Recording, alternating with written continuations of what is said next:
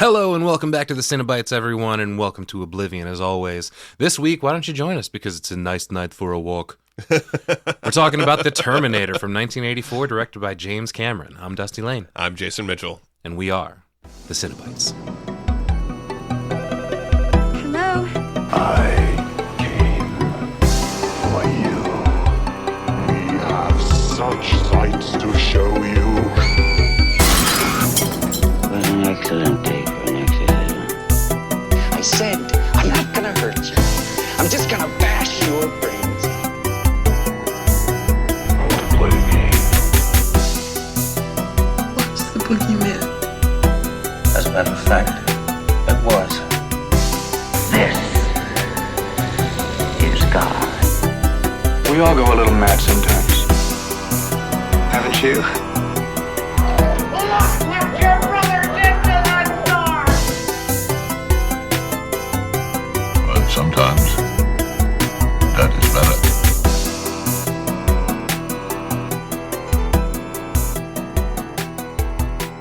And we're back once again. Thank you for joining us, everybody. Let's just get into it on this one, man. We're talking about The Terminator from 1984, and a lot of people have debates all the time about whether or not that this is a horror movie. Absolutely. Which is exactly why we've included it in our lineup here. So everybody's going to say action right away. It's the score for me. It's the feeling of Arnold. He is a slasher in this movie, and it's terrifying. That's the thing. It's definitely action. It's definitely sci-fi. Right. Maybe more than horror, but like this dude's just walking around murking people the whole time. Right. Like, how is that not a slasher? You know? Honestly, another movie that came out more recently, maybe 2007, I think it was, No Country for Old Men. Oh, okay. I think we've talked about that movie before, and it's like, it's also kind of just an updated version of The Terminator. So, Right. Hey, maybe we'll have a Coen Brothers movie on this hell yeah. podcast one day. Let's go through our little template here. Studios, we've got Hemdale, Pacific Western, Orion as the distributor. This was about 107-minute runtime, rated R, of course, because, man, there's all kinds of crazy, gory, bloody, explodey stuff going on in this. Absolutely. We are set in Los Angeles in the past, even though we have people coming from the future.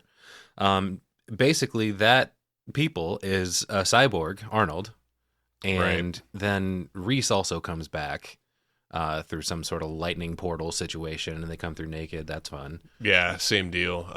There's something we find out later that they can't take anything back that's not alive. So that's why there's no clothes. Right. There's no guns. Right. That's a good point. But this guy was sent back through time to track down and kill our main character, I guess I'll call her, Sarah Connor. Yeah, absolutely. It's kind of a trio thing in this movie is why I say that. You know, like between her, Reese, and the robot, you know, like that's who we're focused on the whole time. Obviously, we've got Arnold Schwarzenegger as the Terminator. The Terminator. Linda Hamilton as Sarah Connor. I like her in this movie, I realized, even though generally speaking I really don't like Linda Hamilton. She's all right. She's fine. I think this is the best thing I've seen her in. She looks like she fits the part. I think so too. And I think it's funny that like I don't really like her in the second one.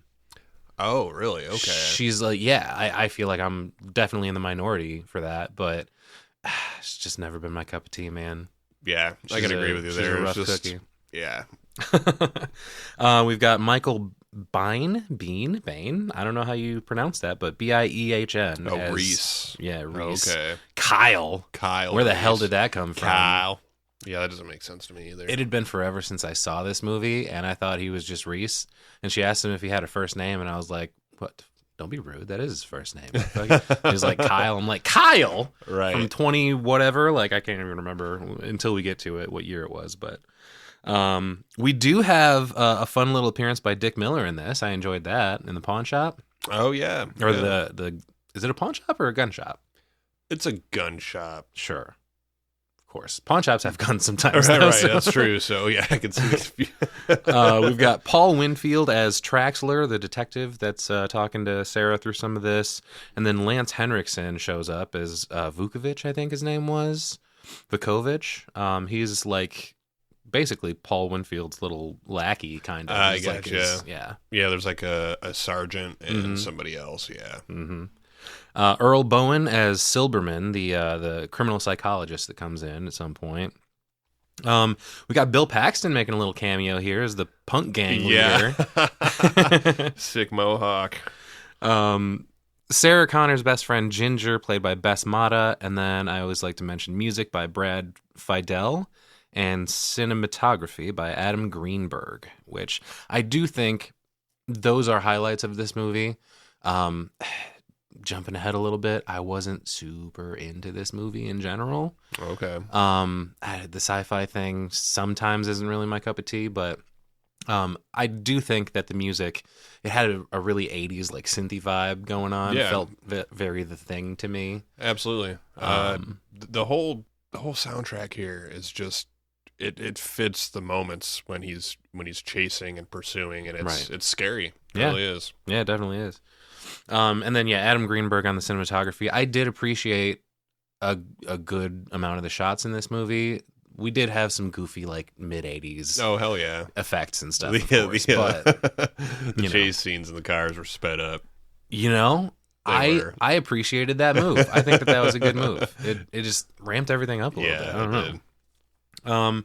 But yeah, we are set in 1984 Los Angeles, but it opens in 2029. 2029 AD. Yeah. And we got a fucking barren hellscape going on. There's a robo plane flying around. Oh yeah. Lasers shooting everywhere. It's like a super futuristic war going on.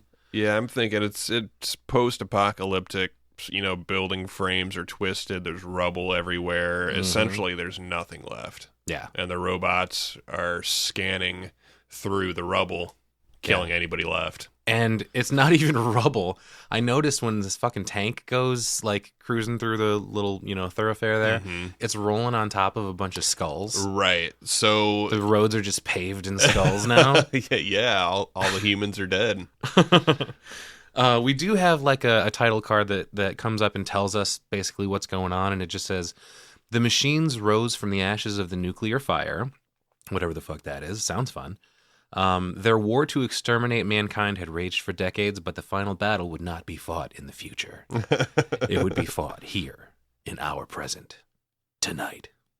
Dun, dun, dun. Yeah, the title roll here is awesome, man. I love the Terminator music. I do really like the title card and credits going on here. Yeah, that's Great. a vibe, for sure. I noticed Stan Winston on the effects. That's good news. Yeah, hell yeah. I believe he was Jurassic Park, yeah? Among other things? I'm not too sure. I believe so. That's another horror adjacent movie that maybe we could include on here one day. Okay. It's just a prehistoric slasher, dude. That's all we're talking about. Holy shit. So we get like an evil garbage machine truck gag in the beginning. The way it opens, it like looks like it's, right, menacing coming at you or whatever. But no, it's just getting the garbage. They're just comparing it to what we were just seeing, and they are machines. There's machines everywhere that we're using. So right. But then we get lightning all around the truck here, and then all of a sudden Arnold appears, fucking stark naked, Mr. Universe himself. He's fucking ripped, dude. He is. It's ridiculous. He walks how muscular he is in this. Oh yeah, dude. 2-time Mr. Universe he was. Right. And it's for a reason. Obviously, he walks over to like a ledge and like looks out across the skyline of Los Angeles. Stares out over the city. Yeah, dude. Nice ass. Right. Super nice ass, Arnold. Good for you. But still, even just that, he essentially comes in through a portal or something. You know what I mean? It was a time machine, time lapse, or whatever. Right. And yeah, he comes through and he's like smoking. You know what I mean? Like it was hot or something. He's smoking, all right. We cut over to Bill Paxton and his fucking punk squad over there, right? And then yeah. Arnold, they happen to be the first one that run afoul of Arnold in this. And he walks up. I was kind of surprised he's hanging a little dong in this. Oh yeah, there's a little frontal nudity. Third leg swinging between his other two. This is actually at the Griffith Observatory. Oh, is in it? California. Yeah, it's really well known. It's just up on the side of the mountain. You can see over Los Angeles. I've been there when I played Grand Theft Auto. Yeah, I've been there. Yeah. But yeah, Arnold walks up and he's like mimicking the things that they're saying to him. And he says something about, like, nice night for a walk. Right. The guy asks him if it's like wash day or whatever and says nothing clean, right? And he just repeats it again, nothing clean, right? Yeah, almost, which is weird too if you think about it. He's adjusting to who's here now. He's taking in information. Assimilating. Right. It's like the Predator kind of too, oddly enough with Arnold. Right. But eventually he goes, your clothes, give them to me now. And he just whoops ass on these. There were 3 of them, I think, right? Yeah. Yeah, he throws Bill Paxton. Yeah. One of the other punks stabs him and the knife breaks. Yeah. Which is crazy. And he punches through his chest. Dude, yeah. I thought at first he ripped his heart out. I was like, that's a little much. Right. Arnold. It's definitely weird looking because when he pulls his hand out, his fist is just balled up, but his fist is so big that, like, looks like it's a heart. There or must something. be a heart in there. Right. But yeah, it's gory as hell, actually. Yeah, that was surprising right off the jump too. And then the last guy's like, "All right, fuck this," and he like strips down and gives him his clothes. Like, good move, dude. Well, smartest person in the movie, right there. Absolutely.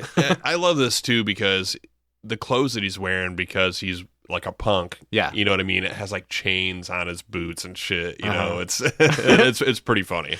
The other thing that's funny to me about this though is there is no way in fuck that this guy's clothes fit on Arnold Schwarzenegger. I'm sorry, it's not happening. He should be walking around and they should be like shredded like the Hulk, just hanging off of him. Or like good enough, like Toxie.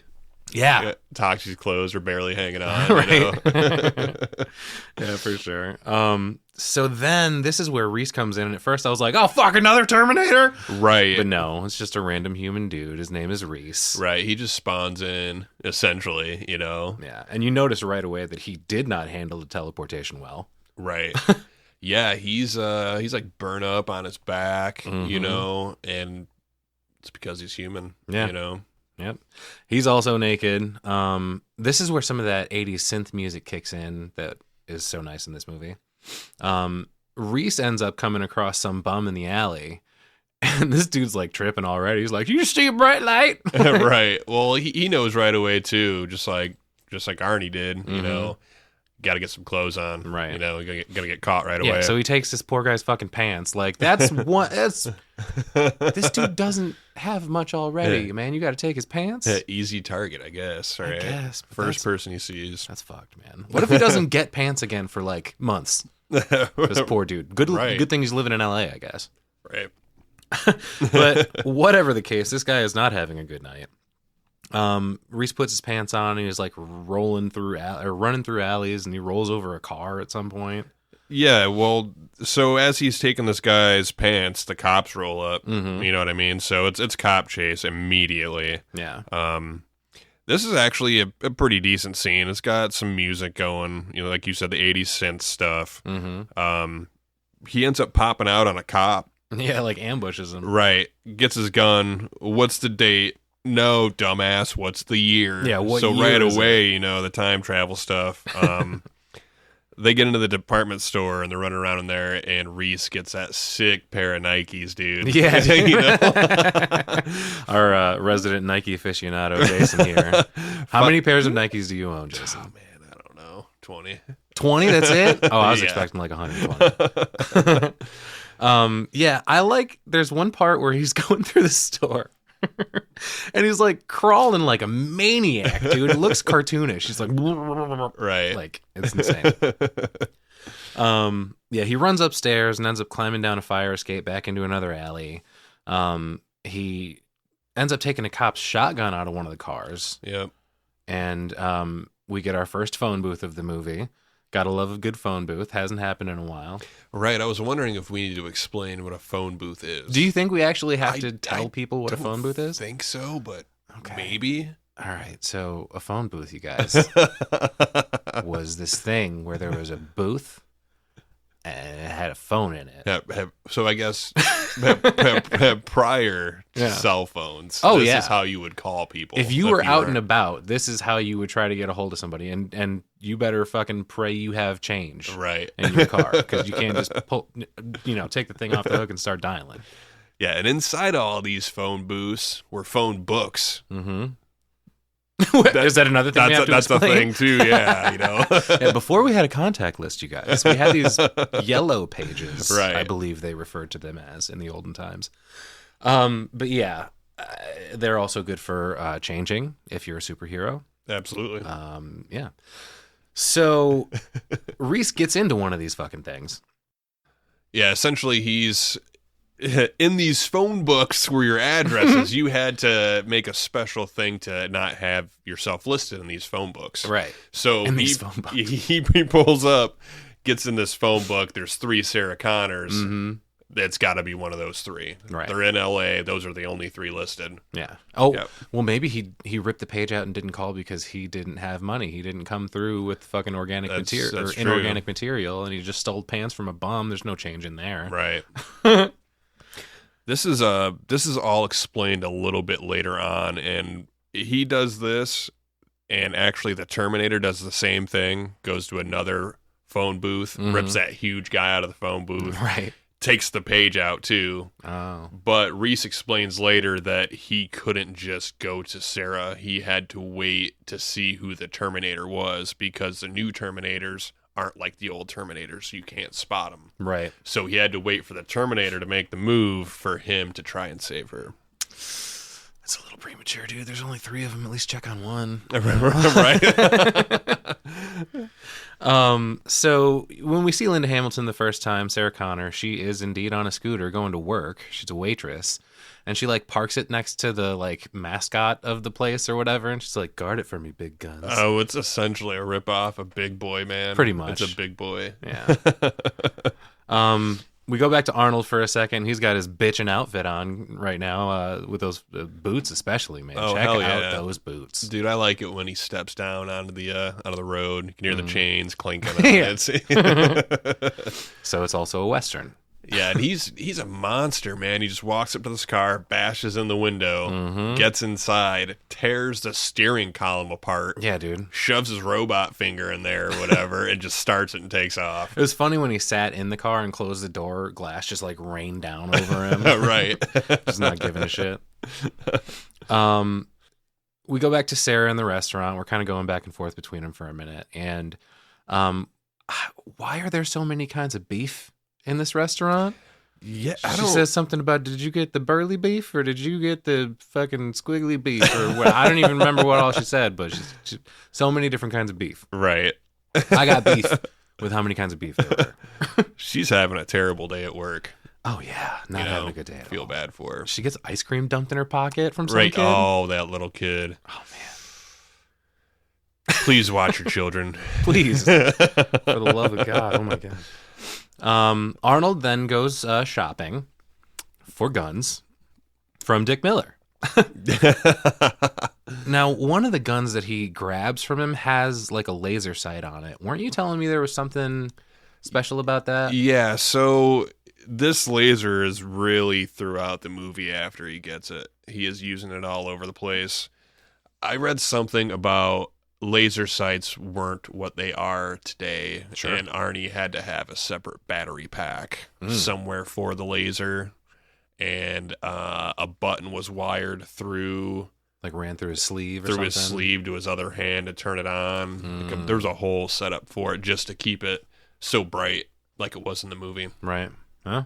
They had to make some strides, I guess. It was not, in fact, 2029. Still isn't, in fact. Yeah, no, there was a date on Sarah's time card here, and it was 5/19/84. Oh, nice. So, I really like this scene when he's talking to the guy at the gun shop because he's got a grocery list. Oh, yeah. 12-gauge auto loader, 45 long slide laser sighting. And then this is my favorite part: phased plasma rifle and a 40-watt range. Yeah, and Dick Miller's like, "What the fuck are you talking about?" Just what you see, pal. I don't think we have those. Do we make liter of cola? Right. Uzi 9mm and he says, "I'm going to take it all." And he says, "Oh, I'm closing early." You know, like Right. he's making a great sale. Literally tells him he wants all the guns. Right. And this is where he loads the shotgun and blasts him away, man. Poor Dick Miller. Cleaned him out first. You Pour know? one out for him. Meanwhile, here's Reese's gear up montage. He's fucking just in an alley sawing off a shotgun. Right. That's it. And you know, he's not sawing off the barrel. He's sawing off the stock. That makes sense to me. Right, so he can conceal it because he stashes it in his coat that he picked up and he's walking down the street. And at this point, we don't really know what's going on yet. Mm-hmm. Obviously, both of these guys are looking for Sarah Connor and we're following one. Right. But nothing's been explained at all yet. Yeah. Yeah, I do understand sawing the stock down some, because that was like my main complaint with mine is just stock was just a little too long for my T-Rex arms. Oh, I got you. So this is where Arnold ends up throwing this dude out of the phone booth and also looks up Sarah Connor. Yeah, he pulls up, runs over a kid's toy in the road, walks right up to the front door and knocks. Sarah Connor. Sarah Connor. And she goes, yeah. And he just fucking kills some random lady. Shoots the hell shit yeah. out of her. Yeah, dude, he walks in and that red dot we were just talking about right on her forehead, and it cuts back to Arnold when he's pulling the trigger. Mm-hmm. And I think I like that here, though, because he's got like a lifeless, blank stare. Yeah. Robotic almost, someone would Very say, much. you know. But it's that's why I think this is classified as, like, it falls into horror for me. I mean, not all the way, but it's on the line. right. It's definitely on the line. Right.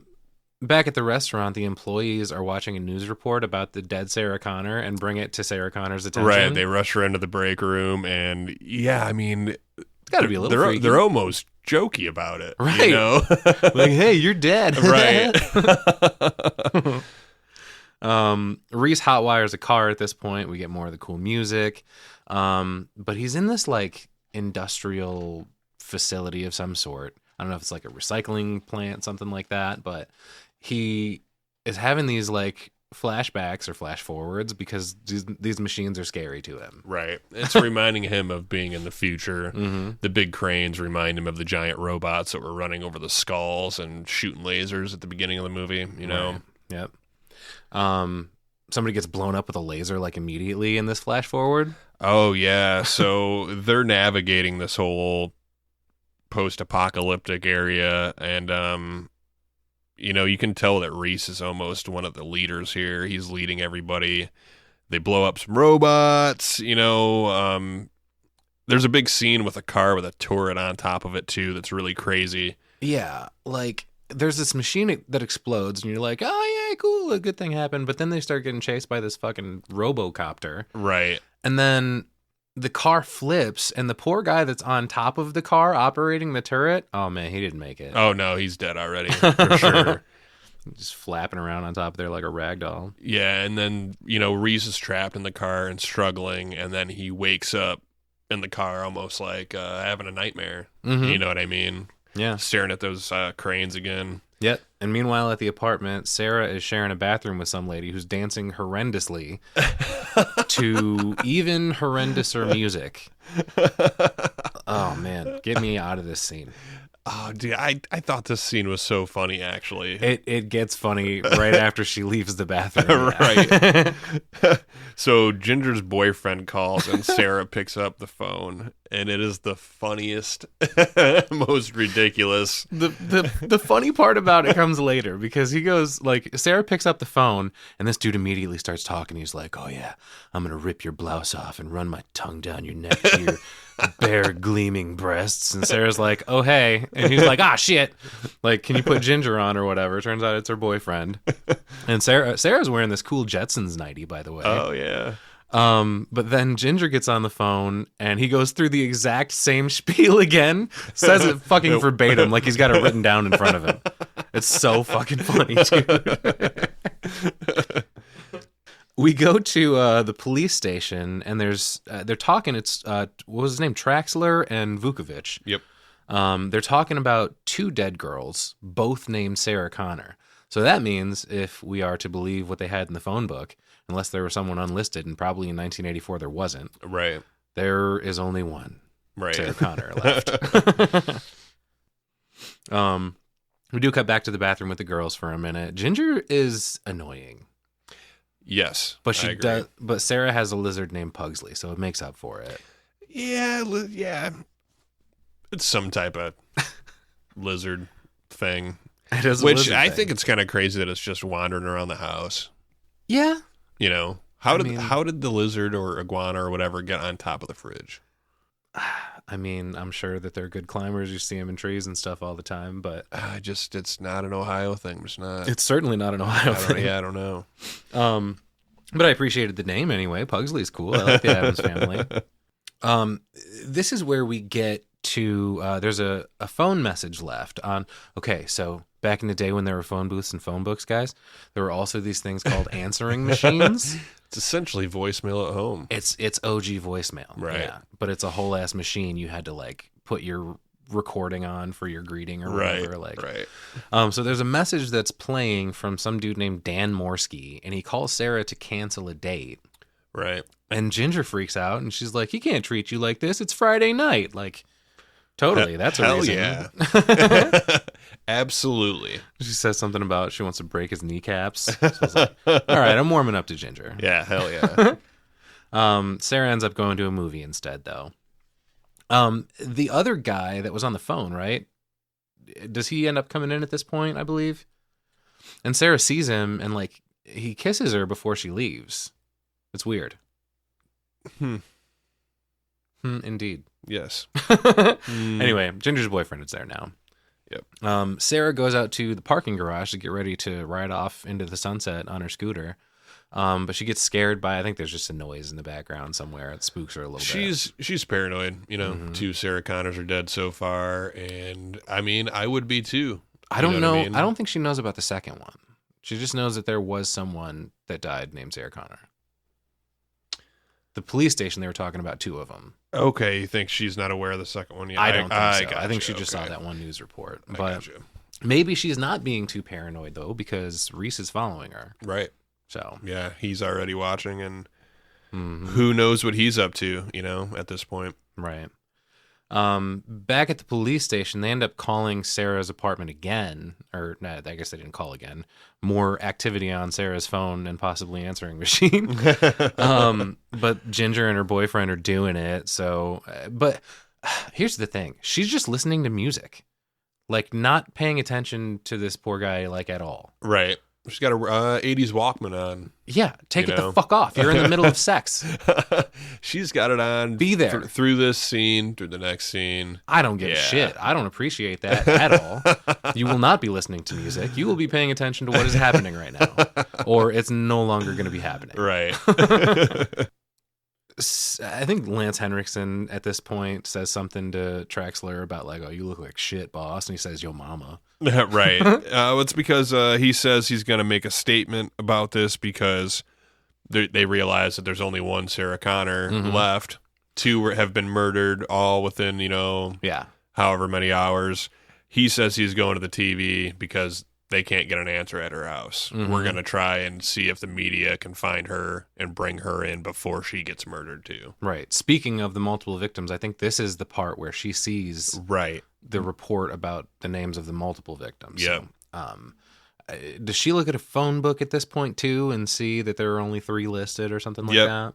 Yep, absolutely. After she sees the TV broadcast of the second one, she thinks to go to the phone book also and sees It's just that the thing to do in 1994. right. And realizes that, hey, she's the third one. Right. But hey, kind of lucky if you think about it.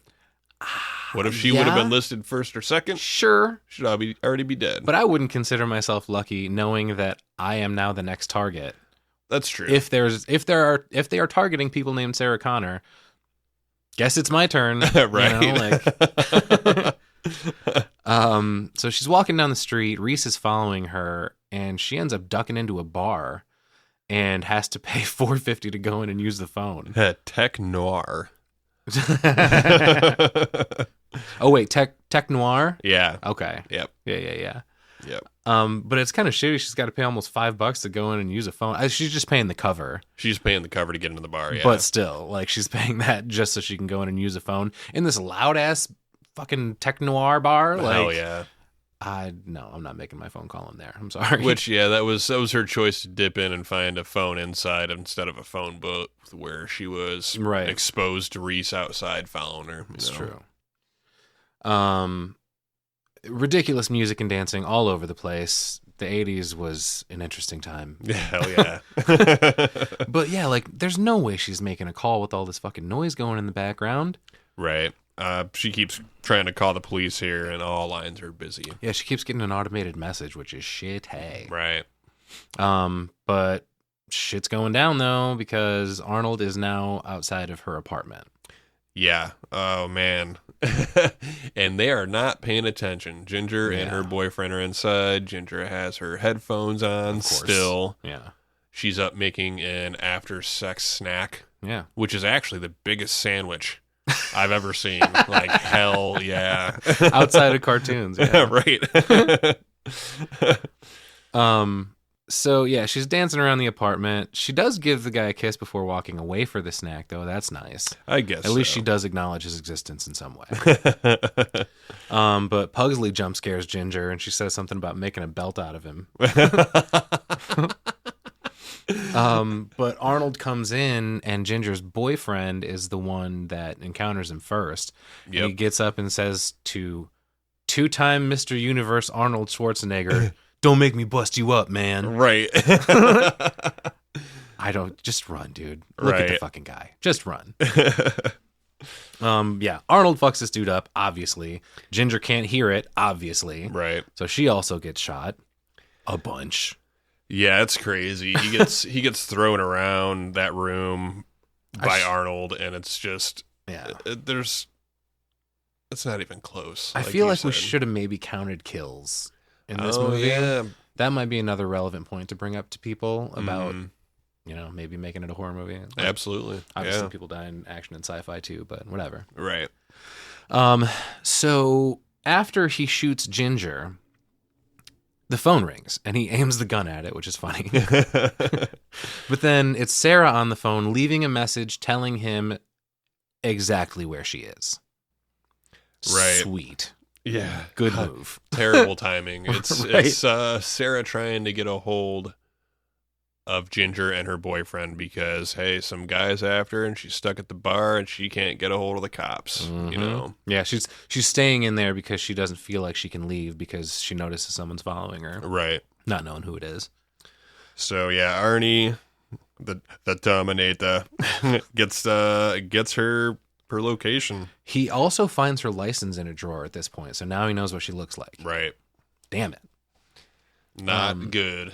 But Sarah does get through to the cops at this point, and all they really tell her is to stay visible. Right. Like, all right. I think they tell her, like, hey, you're good in there. You're in public. Don't go to the bathroom. Don't get anywhere alone. Right.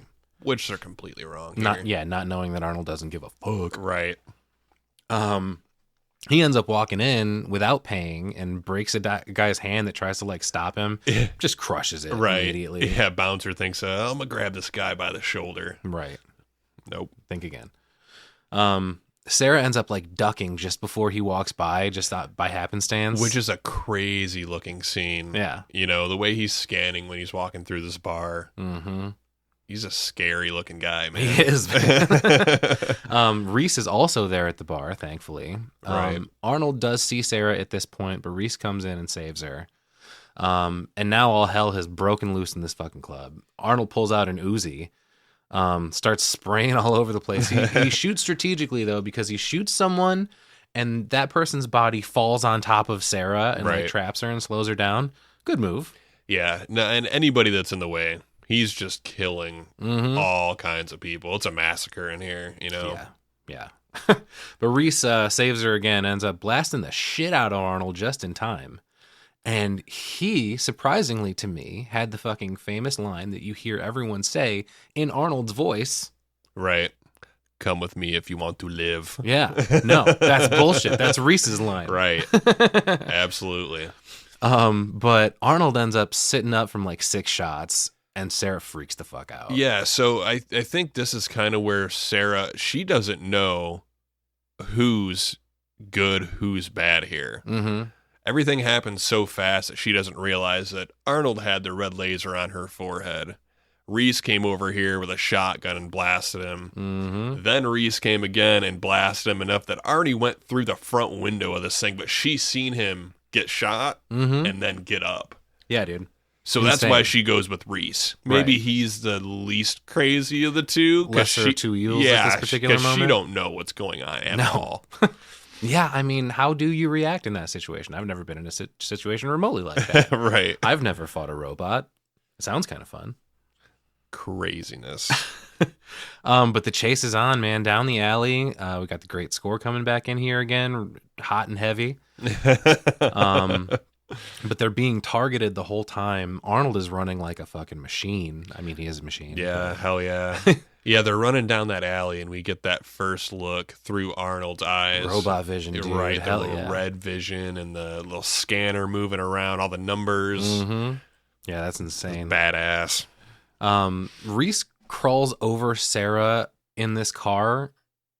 Like, she sits in the passenger seat. He wants to drive, so he just crawls over her into the seat. I don't think I noticed that. It's weird. I don't know what happens there, but it's weird.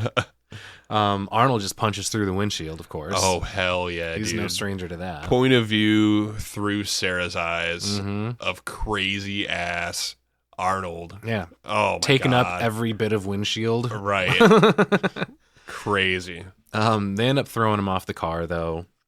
And Arnold is, like, he ends up, like, he's, like, running through a fire Right. coming at them. And after he runs through that fire, he's looking fucked up. Yeah, hell yeah. So he gets ran over, right? Maybe he gets thrown off the car. He maybe gets run over. He definitely walks through a fire. Like, just his face is starting to get whacked out. Yeah, okay. And it gets more and more, like, the further we get through the movie, it seems like he's getting more and more messed up, which makes sense. Yeah, the whole chase here is crazy because Reese is driving on the sidewalks. Right. You know what I mean? He's actually a really great driver, you know? Yeah.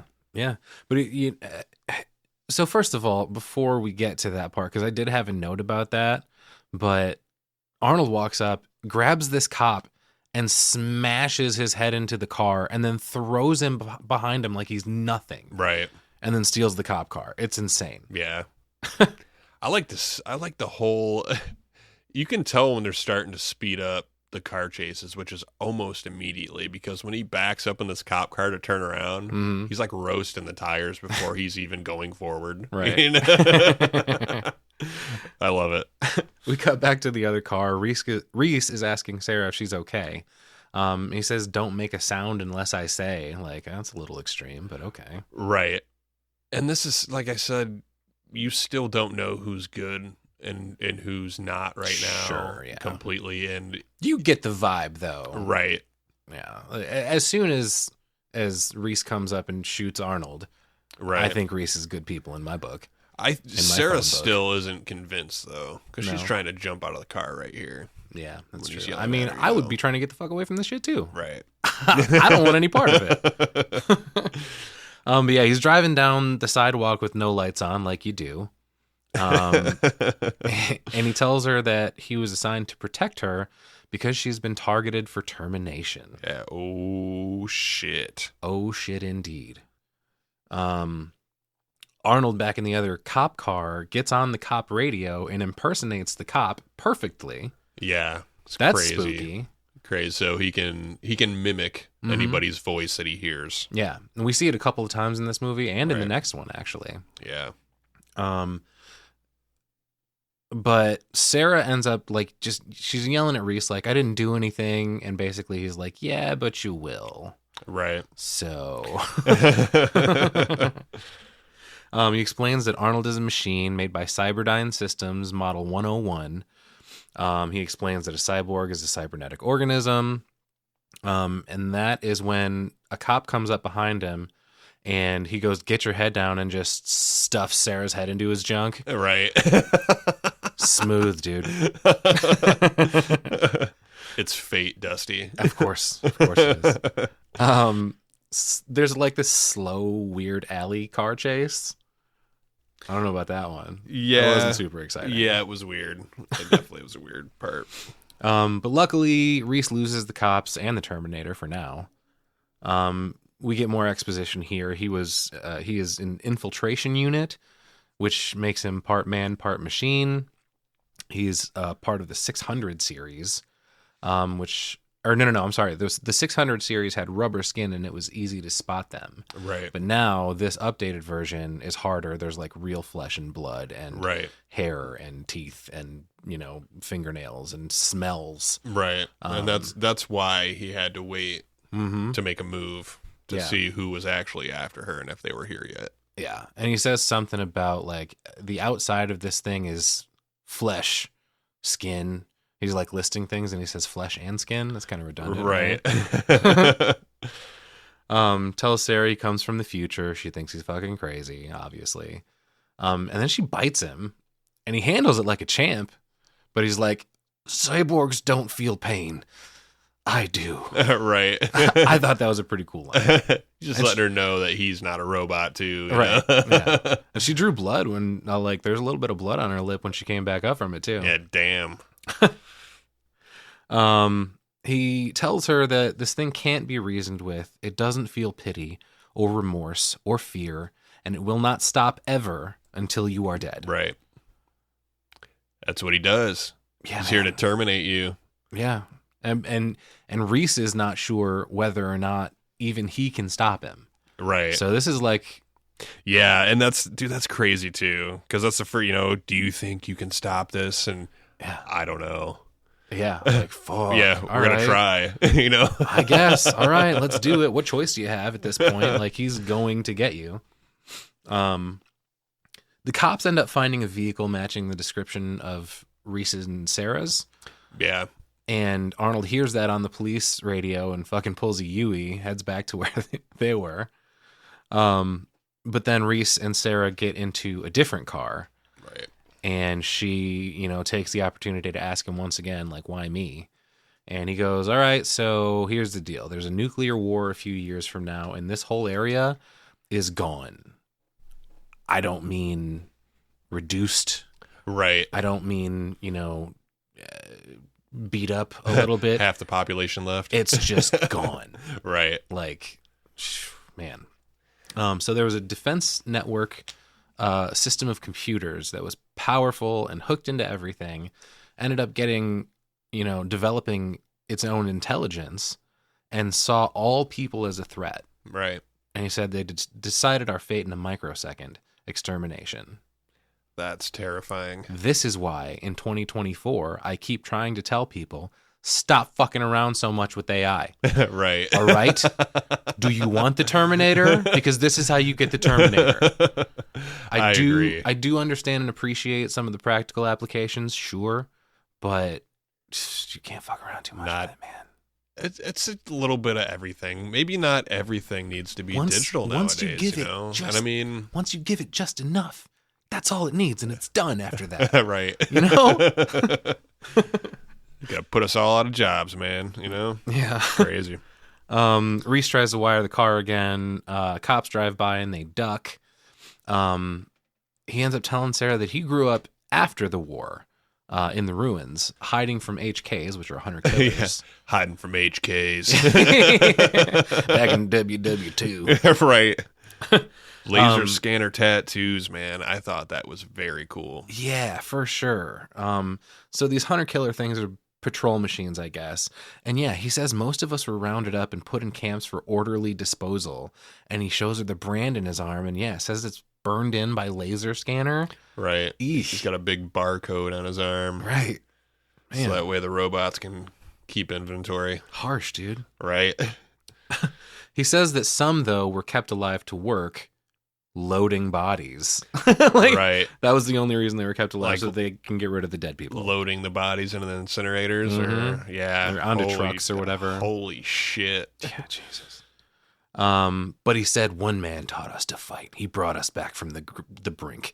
John Connor, your future son, Sarah. Right. Our future son. Spoiler. The Terminator's driving through the parking garage as Reese actually fires up the car. Sees him immediately and shoots the car up. Like, it didn't take long. Like, they might as well just have gotten out of that car and like, okay, fucking back to the drawing board. Let's try it again. We're looking for a clean car. Right. Yeah, for sure. They are spotted immediately. But we get another chase, more of the crazy score going on. Arnold isn't looking where he's going in this moment. He's just shooting. Dude, I thought that was crazy too. Yeah. Because they are driving at a high speed in the small parking garage. Yeah. He's hitting this car, man. He's hitting the door. Yeah. You know, these are all accurate shots. Yeah. And his head is turned 1,000% of that time at their car. Right. Not in front of him at all. Right. We just talked about this in Tucker and Dale. Right. Come on, Arnold. Be It's responsible. almost it's because he's so good, he's so programmed that he can just drive. Maybe I didn't notice it, and one of his eyes was just turned. One in was his forward. head. Yeah, because he's got one mission, you Yeah. know, and that's to kill Sarah. Yep. Also, I'm wondering how many fucking rounds do these shotguns hold? And I thought of that immediately. I'm thinking 6 tops. Yeah, I was but gonna say, after the 27th shot, I'm like, all right, you're gonna have to reload at some point. There's definitely really cool shots of this chase in the streets.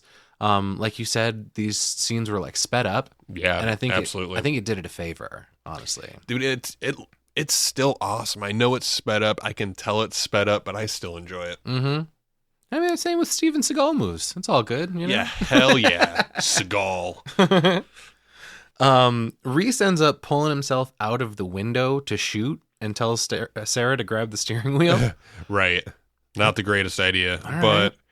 Like, you're exposing half of your body. yeah, that's kind of what I thought too. Like, that's a terrible idea. This is a robot. It's not like you can rely on human error. Right. Like, I don't know. But Reese does end up shooting Arnold and makes him crash the cop car, which that part's good. Right. Essentially what's going on is this shootout right here is this high-speed chase, and the road stops going straight. You have to turn left or right. Right. And because Sarah is That was my steering... answer. Turn right, not left. Right. So because Sarah is steering from the passenger seat, she can't hit the brakes, and she's yelling, Reese! She throws the car and park. Dude, you can't throw a car in park doing 50, Right. man. But if she didn't throw the car in park, they would have hit that wall like the Terminator did, and that would have killed them. Yeah. So they barely missed the wall. Mm-hmm. Terminator hits the wall full speed in this car, and it looks crazy. You're like, yeah. holy shit. Reese hops back into the window, and they try to take off, but obviously the car's fucked. He threw it in park at 50. It ain't going nowhere. Right. So the cops all roll up behind them, and Sarah says, no, Reese, don't get out. The cops will kill you. Right. This is L.A. in the 80s. Right. Well, he's not black, though. They're ruthless regardless, but yeah, for sure. And you know, they're getting arrested here, and they look over at the car, and the Terminator's gone. He's fucking gone. He's gone. Just like the wind. Oh my god. But yeah, it killed me when I saw them just toss the car in park. right. Like, I kind of did that one time. Basically, long story short, my car was getting repoed through no fault of my own, and I was pissed, so I was having to like drive it back. And while I was going down the road doing like 45, I put it in reverse. And by the time I actually got to the driveway, it was just like clunking. Like, there you go, you can have it. Hell yeah. So back at the police station, and Sarah's getting questioned.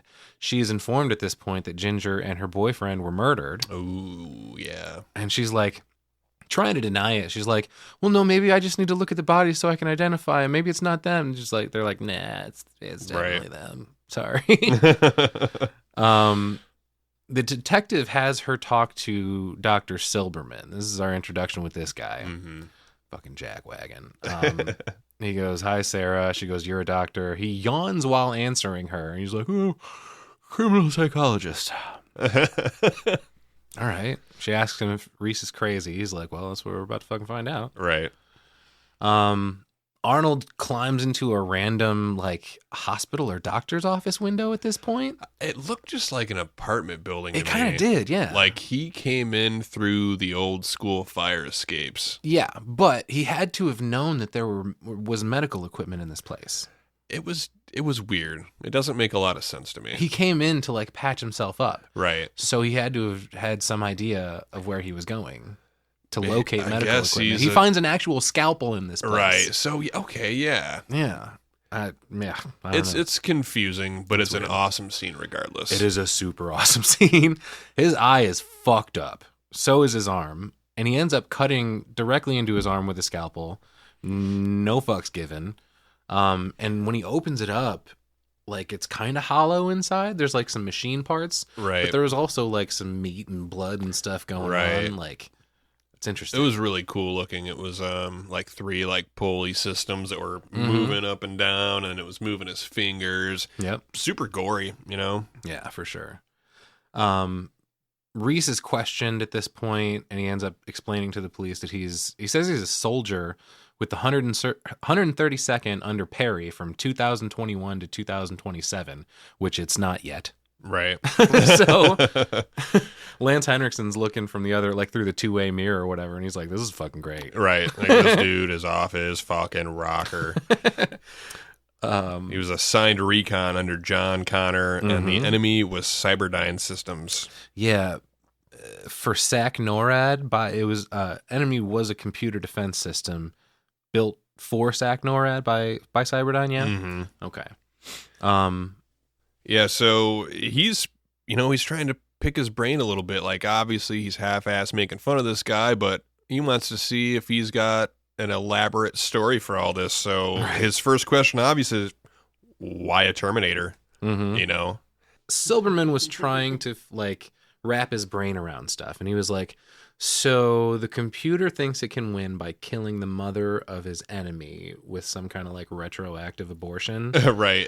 And then that's where we get another funny Lance Henriksen line. He's always trying to tell stories all through this movie. And he's like, Silverman cracks me up, man. Last week he had this guy in here who burned his Afghan. He screwed it first, but then he set it on fire. Like, whoa. All right. Damn. And I'm like, wait, the blanket or the dog? Ooh. Or a person. Right. Yeah, the defense grid was smashed, and Skynet had to wipe out Connor's entire existence to prevent that from happening because the machines had lost. Right. The only way they could turn that around was to go back and take out John Connor before he had a chance to train everybody up and, you know, lead a resistance. Yep. So, yeah, Reese says he found the time displacement equipment, but he can't go back to his time now. No one can come through. It was just him and Arnold. Right. Were the only ones, and now everything's fucked up, and there's no going back. Which is an awfully brave move, I would say. Yeah, hell yeah. We go back to Arnold patching himself up for a minute, and he shoves a fucking scalpel into his eyeball. Oh, dude, I love this. More eyeball trauma from the Cinebytes. Yeah, you heard it here, folks. You're welcome.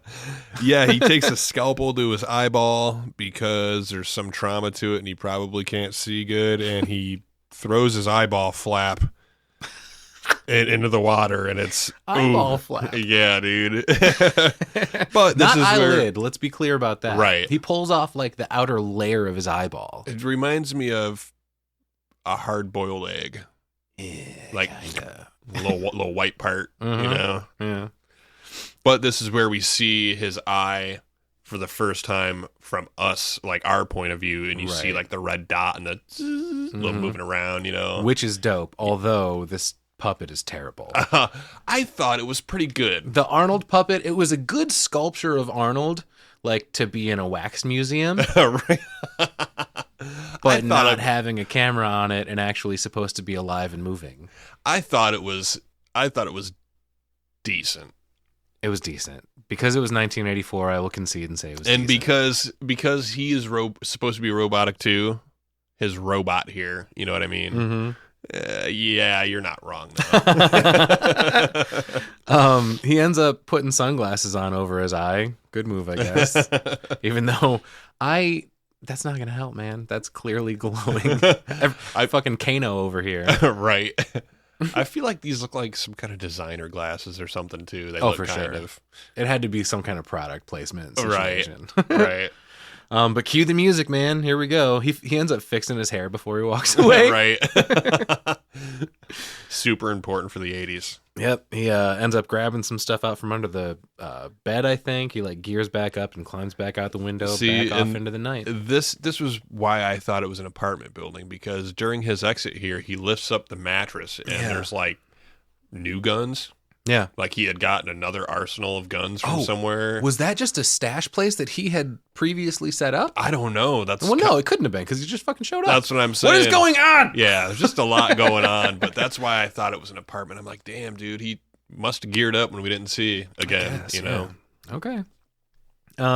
So the detectives and Silberman and Sarah are reviewing the tape of Reese's interviews.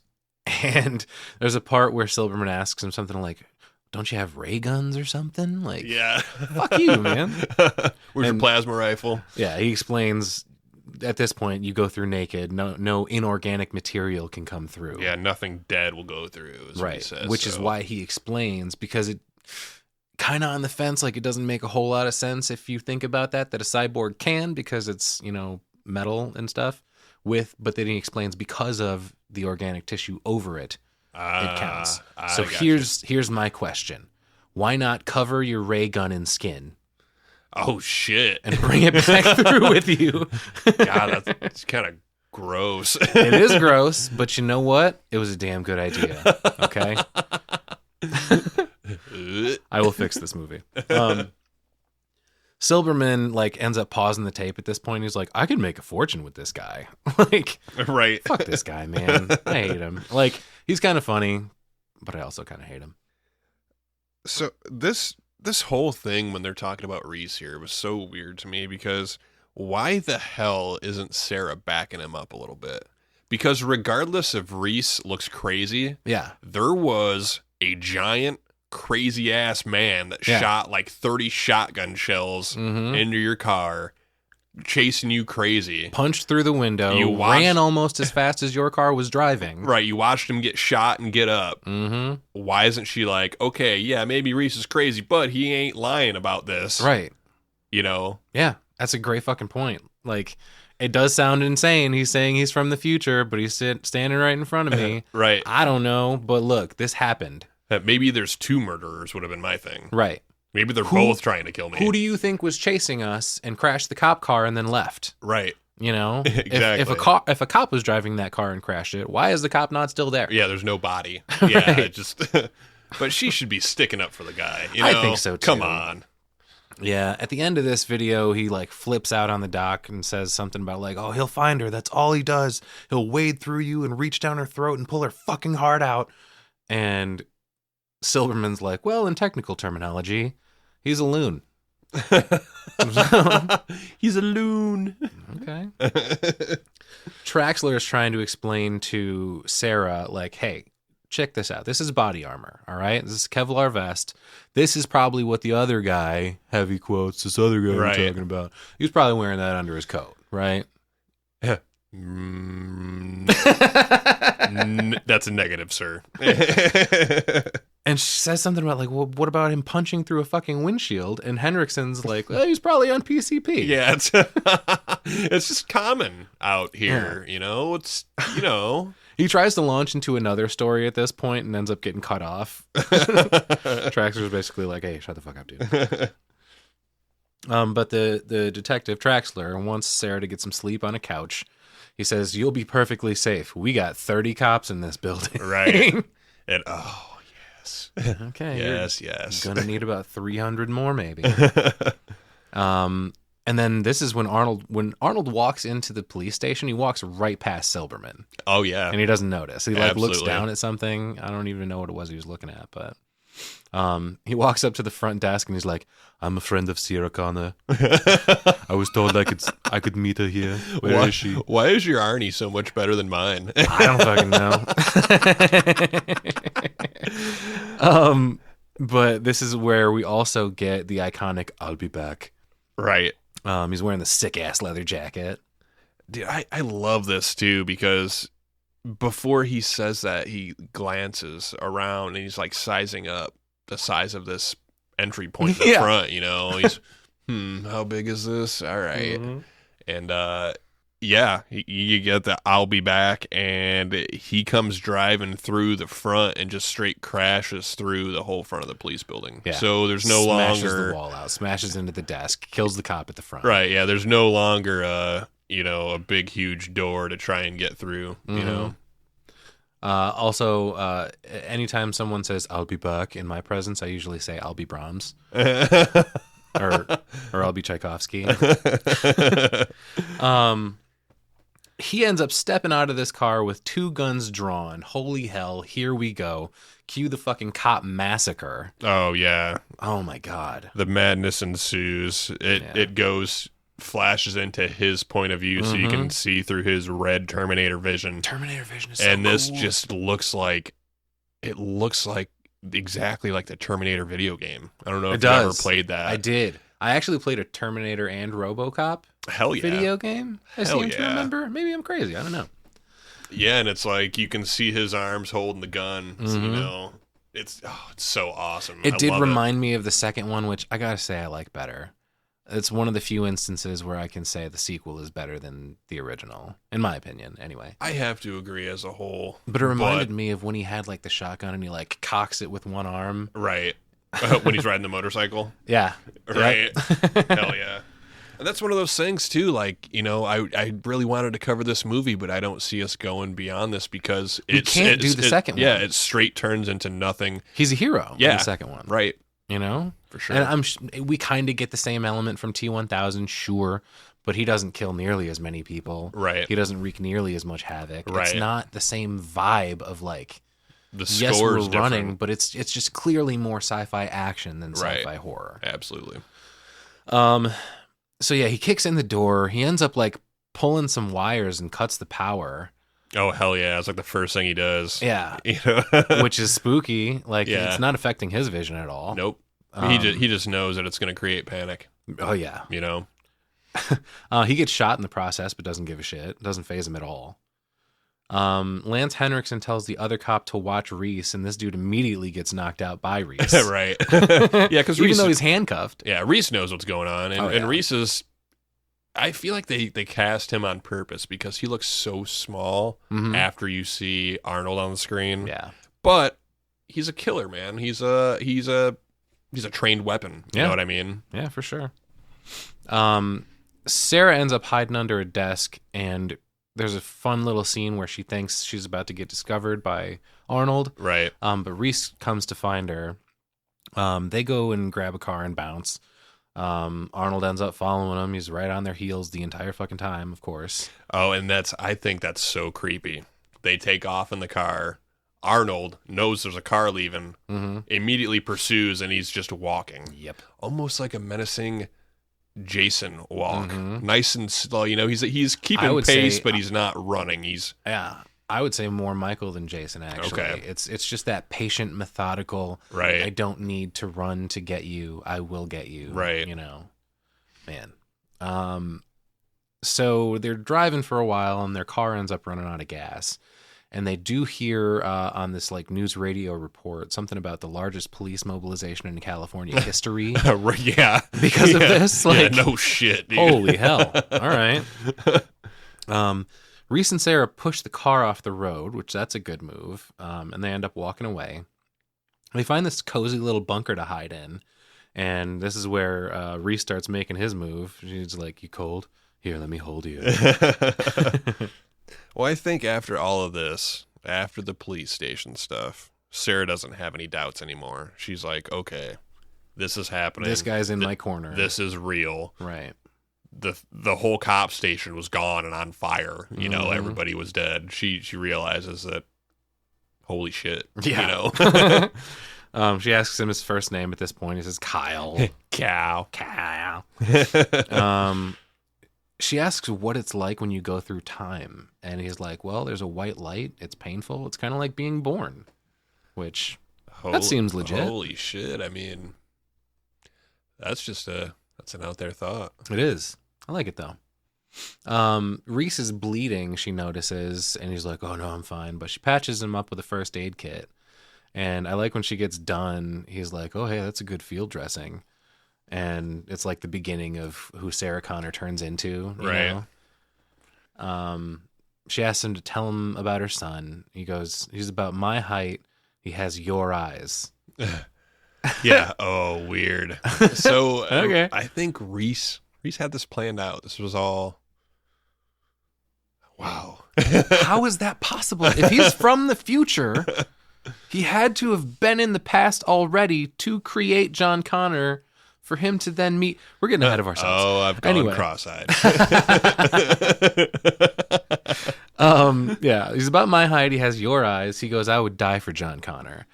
And when he says that, he explains just after that they don't know who the father is. Just something about he died prior to John being born. Right.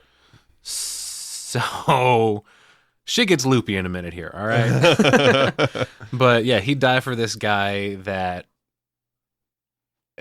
we don't know much about at this point, and it doesn't necessarily make sense to us as the audience that he would have been so devoted to this guy, because all we knew about him was that he was the leader of the resistance. Right. Like, cool, but I don't know. It seemed extreme to me.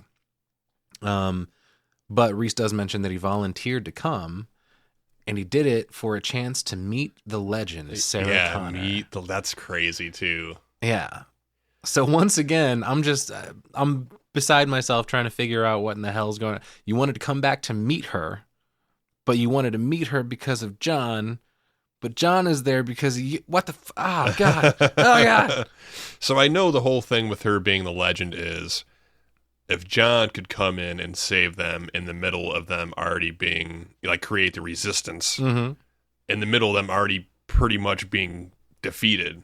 Yeah. That his mom was a legend because of the training that he received. She taught him how to fight, how Right. to organize, how to Which is prepare, funny because yeah. she don't know dick right now. Mm-hmm.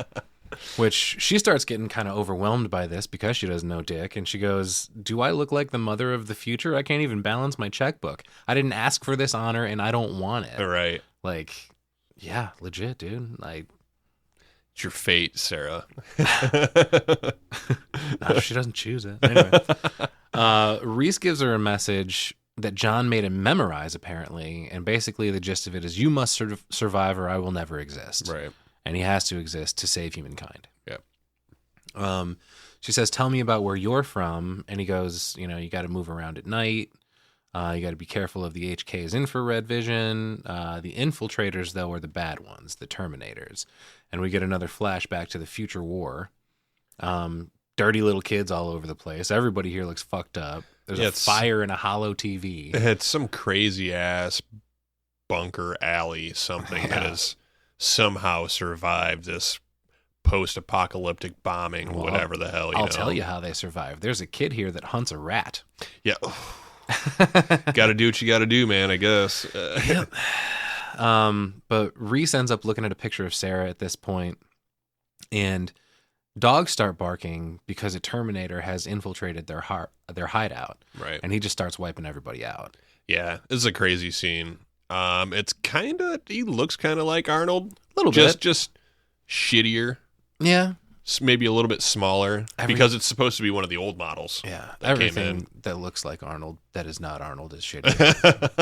That makes sense.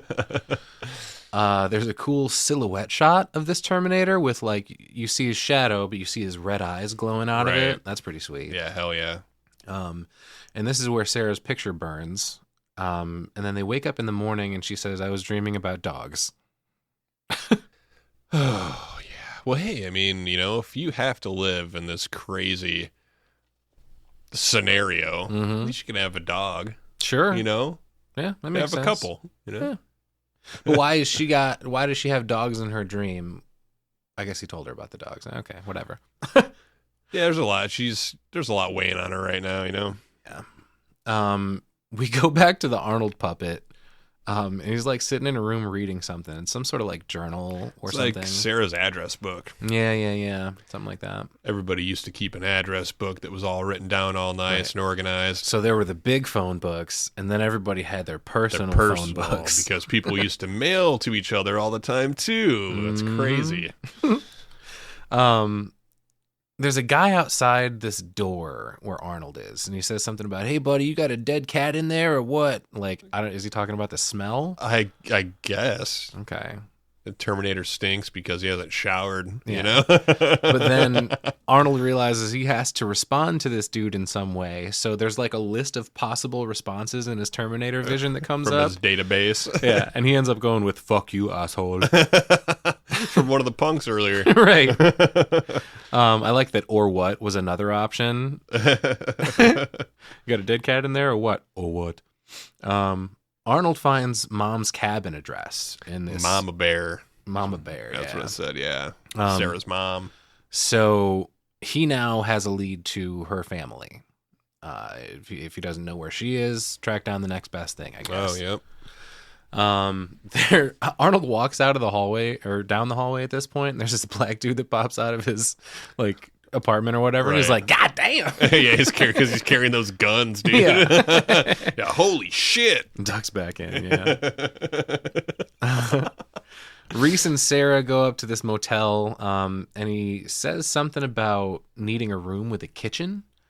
Yeah, because We they're find cooking, out why. Yeah. cooking explosives. Right. And he pulls out this wad of crumpled money that's just like various denominations and like what the fuck. It's just a ball of money in his pocket. Right. He's like, "Is this enough?" And she's like, "Yeah, it's enough." Like, how do you fucking know? Count it out. Reese ends up going out for supplies. And then Sarah takes a shower and calls her mom. Big mistake. He makes it a point to say, don't contact anybody. And of course, he dips out and we get the typical, might as well check in with my mom. I didn't know if Sarah's mom just lived here all the time or because it kind of seemed like she had went into kind of hiding or something like, hey, these, people have been killing my daughters, same name, that whole scenario, or if she just lives in a cabin. I think she just lives in a she cabin. just lives there. Okay. Yeah. So she goes, "I can't tell you where I am," but she told her mom to hide out. She gives her the number where she's staying and the room number to the Terminator because yo mama dead, bitch. You talking to the Terminator right now. He's mimicking her mom's voice. Yeah, they flash to the cabin being all tore up. Yeah. And Terminator talking on the phone. Mm-hmm. Son of a bitch. And yeah, it's cool. The shot of him where he's just like, "I love you too, sweetheart." Right. Arnold immediately calls the hotel and gets the address. So fuck me. Here we go again. Yep. But Reese is making pipe bombs, teaching Sarah how to do it. Yeah, So hell yeah. Here we get the beginning of her training. Shit's pretty crazy. Mm-hmm. She says something about it'll never be over, will it? And then she starts asking him, "Hey, what are the women in your time like?" And he's like, "They're good fighters." Okay. While this is starting to happen, there's a very, very quick scene of Arnold with those badass glasses on, riding a motorcycle, obviously towards the hotel. Right. He's already in pursuit. He's got the address. He's on the way. Is it me or does the motorcycle look fucking tiny? It does because he's so rich. It's just because I feel he's so big. This is like peak Arnold. Yeah. Mm-hmm. This is like the biggest he ever was. It's insane. So Sarah's asking him about the women in his time, and she goes, "Is there someone special?" And he's like, "No, never." But then he tells her about the picture that he had, and he said that she always looked sad, and he always wondered what she was thinking. He goes, "I came across time for you. I love you, Sarah. I always have." Fucking what, dude? Well, we do find out that Kyle's a virgin here, too. That's also true. Poor little bugger. You don't know no better. No, you're just horny, dude. It's okay. You don't love her. How could you love this person that you've never met that is from a different time than you and you just came back to save because you want your buddy alive, your son buddy? Whatever the fuck is going on in this movie. Sarah's pretty much like, if we're going to try and kill this Terminator, we got to have sex. Well, he immediately regrets. Like, he's like, oh, I shouldn't have said that. No, you're fucking right. You shouldn't have. But she kisses him anyway, and they do it. And yeah, this is when I kind of realized, like, I wasn't really picking up on the context clues of earlier when he was like, oh, yeah, he's about my height, has your eyes. Okay, sure. You're just describing a random height. And of course he has her eyes. It's her son. But no, I was like, oh shit, is Reese John's daddy? Right. Oh God. It's happening in front of your eyes. But then again, like, there's just such a cyclical argument to be had about whatever in the hell is happening here. It doesn't make any sense. It makes no sense. I feel like the music's pretty good for the sex scene, but the sex scene itself is fucking terrible. It's not great. But then dogs start barking outside after they're like, getting dressed afterwards. Right. Arnold kicks in the door of the room and starts fucking shooting immediately. And they steal a truck and end up hitting him with it. And then he's immediately back on the motorcycle and after him again. Another car chase. Music's kicking here again. I love the music in all this. It's really setting that slasher feel I keep talking about. Yeah, he is menacing. Sarah pulls out the bombs. They end up switching seats. These damn bombs are useless, dude. Yeah, because they're exploding right next to him on the motorcycle, and he's just driving right through. Yeah, doing nothing. Arnold ends up shooting Reese. Sarah rams Arnold off of the bike, thank God. Which I thought that was pretty crazy. She was smart enough he was gaining, and she literally just smashed into him. Yeah. He fell off, which in turn was pretty good for them because he immediately gets ran over by a semi. Right. But their truck also flips over at this point, and there's this goofy thing here where she does the same scream twice. Did you notice that? I don't think so, no. She screams, which makes sense. She's flying through the air in a truck. And then screams again, and it's the exact same clip of the exact same scream. What the fuck? The Hamilton scream. Hell yeah. Arnold starts to get up, and he's hit by the semi. He ends up killing the driver, and then he gets in the semi and kicks the kid out and goes to turn it around to ram the truck, and they end up getting out just in time, of course. But he's directly on their ass. Dude, his face here, after he got ran over by the semi, half of his face has no skin on it. Yeah. And he looks fucking scary. Super cool. Reese stops by a dumpster and tells Sarah to run. He ends up throwing a bomb in the truck as it passes him and jumps into the dumpster. The interesting thing about that is that the truck was a tanker truck.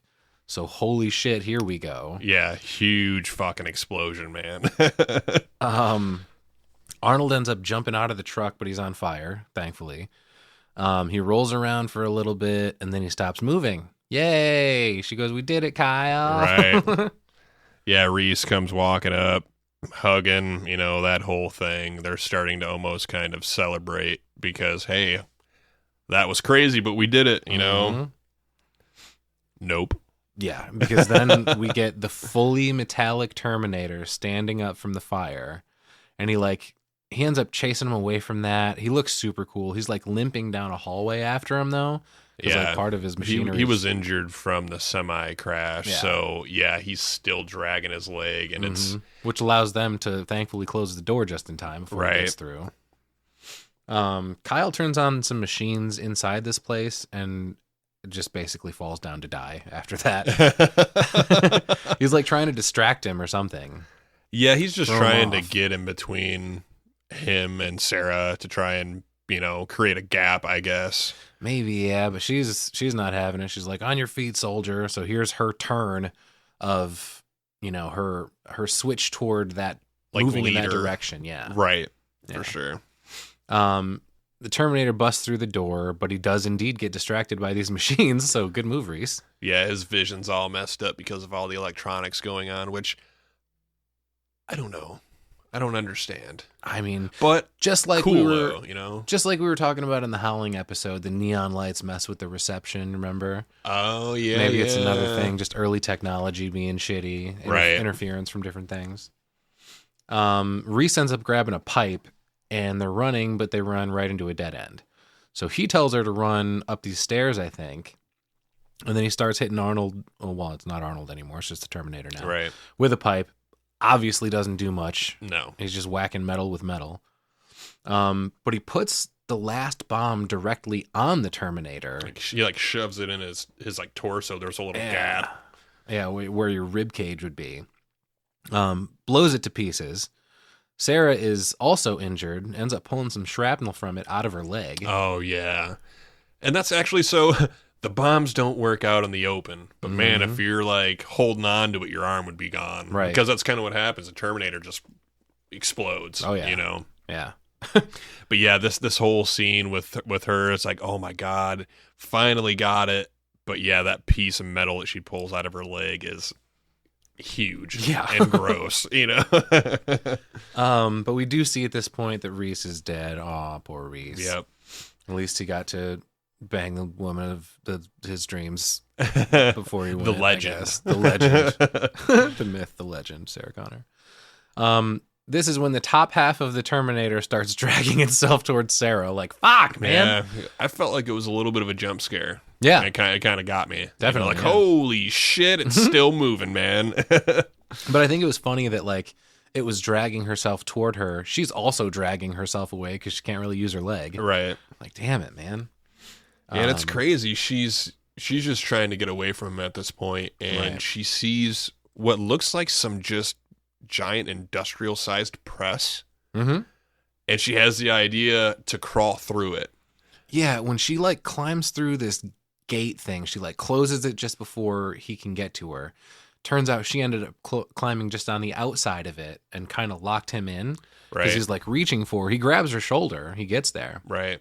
But, yeah, he can't reach any further, and then she goes, "You're terminated, fucker." Right. And crushes him with this press thing like you were talking about. It's really cool. He, like, kind of pancakes a little bit. Yeah, hell yeah. Get a bunch of 80s lightning, like from Hellraiser, kind of. The whole Right. lights up. And every time I see that, I like it. But how aren't these people getting electrocuted? Yeah, I don't know. You got me, man. The light in the Terminator's eye finally goes out. The cops show up and take her to the hospital. Creepy. That was weird. What the hell just happened? Anyway, this isn't even a spooky movie. Why is that kind of stuff happening now? So we cut to, however long in the future. She's healed now. And she's recording a tape for her kid. We see that she's pregnant now. She's wearing the clothes from the picture. She has the dog with her. She mentioned something about, I'm going to tell you about your dad, because the tape is for John. She says, "In the few hours that we had together, we loved a lifetime's worth." Did you, though? Yeah, there wasn't a whole lot of it. Because it seemed to me like you were running away from a fucking scary monster robot the whole time. Right. How did you have time to love a lifetime's worth? Dusty, when people pass, people really create these. They inflate stuff for sure, romanticize it all. I mean, what do you think she should tell him? Oh, by the way, he showed up from a portal and we got down in this dirty hotel room, Probably. Fuck it, be honest. Don't fill your kid's head with that bullshit. This little Mexican kid runs up and he takes a picture of her just out of nowhere, unsolicited, and then he tries to charge her $5 for it. He's like, "Oh, you got to pay it or my father will beat me." Yeah. Which I feel like this is almost kind of goofy, but that picture is the picture that John had. Right. I mean, I'm sorry, not John, Reese. Reese had. Yeah, so it all correlates But here. he must have had it from John.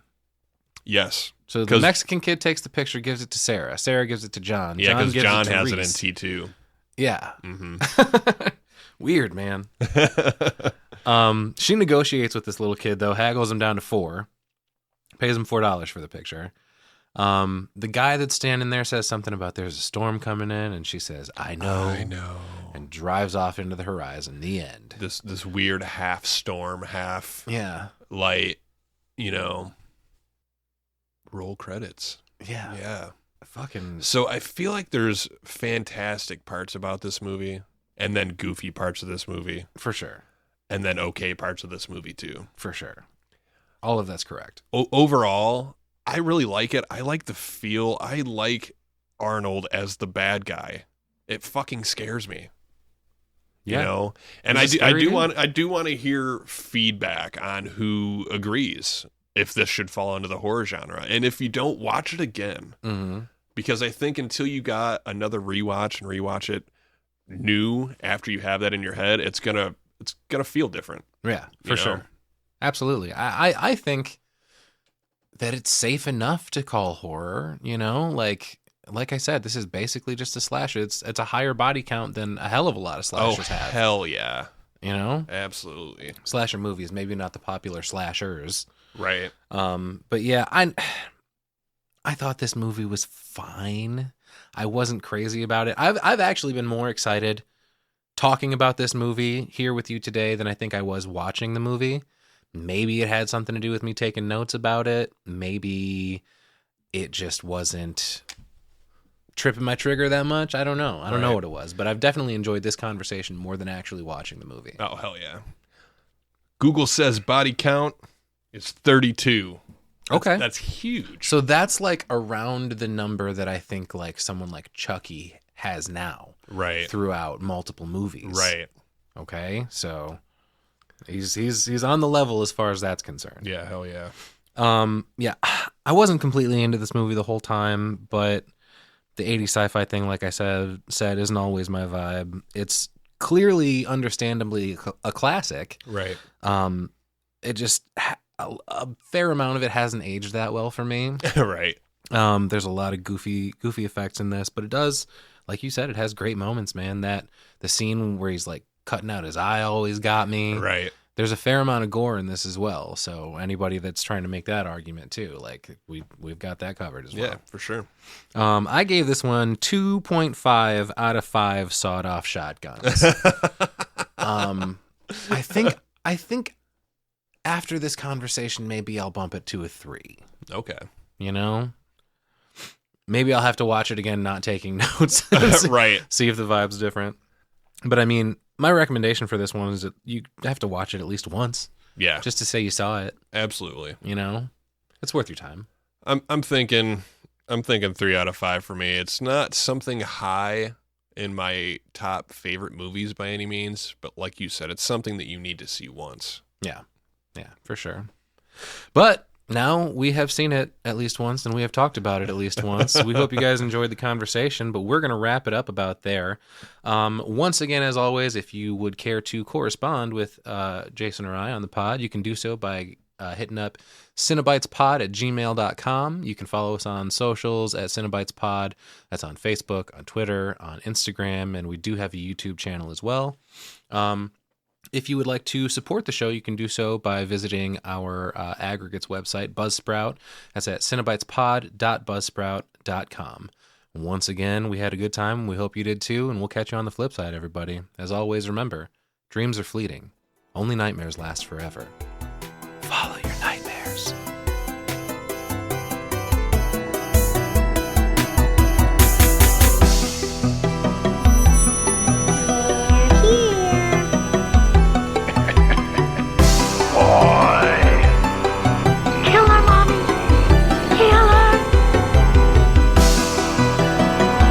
I bid you welcome.